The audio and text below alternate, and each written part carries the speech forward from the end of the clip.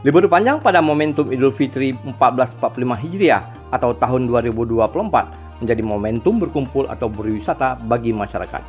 Liburan dan berwisata merupakan dua hal yang tidak dapat dipisahkan. Seperti terlihat pada musim liburan ini, Masjid Raya Baitur Rahman Banda Aceh menjadi target kunjungan bagi masyarakat yang ingin menghabiskan waktu libur mereka.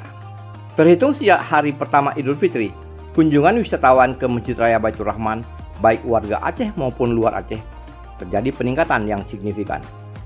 Setiap lebaran, Masjid Raya Baitur Rahman memang menjadi incaran dan selalu ramai dikunjungi. Salah seorang pelancong asal Serang, Banten, sengaja berkunjung ke Aceh untuk mengisi waktu liburnya. Dan pada City Tour kali ini, Raudah sengaja menyempatkan dirinya berkunjung ke Masjid Raya Baitur Rahman.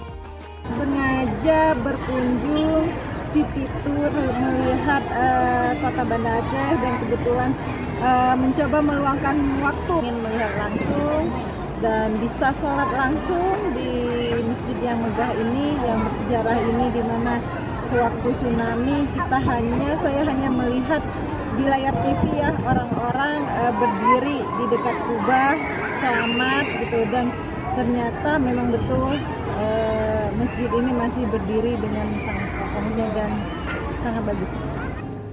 Di Masjid Kebanggaan Urang Aceh itu, para pelancong umumnya menghabiskan waktu untuk bersantai, beribadah, bahkan bersuah foto dengan latar belakang ikon masjid yang pernah dihantam tsunami pada penghujung 2004 silam.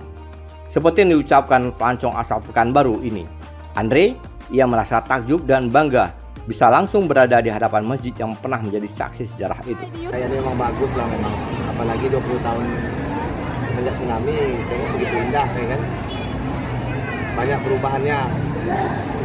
Masjid Raya ini begitu adem gitu kan, bisa rapi, bersih kan, nyaman, orangnya ramah-ramah ya Mbak ya.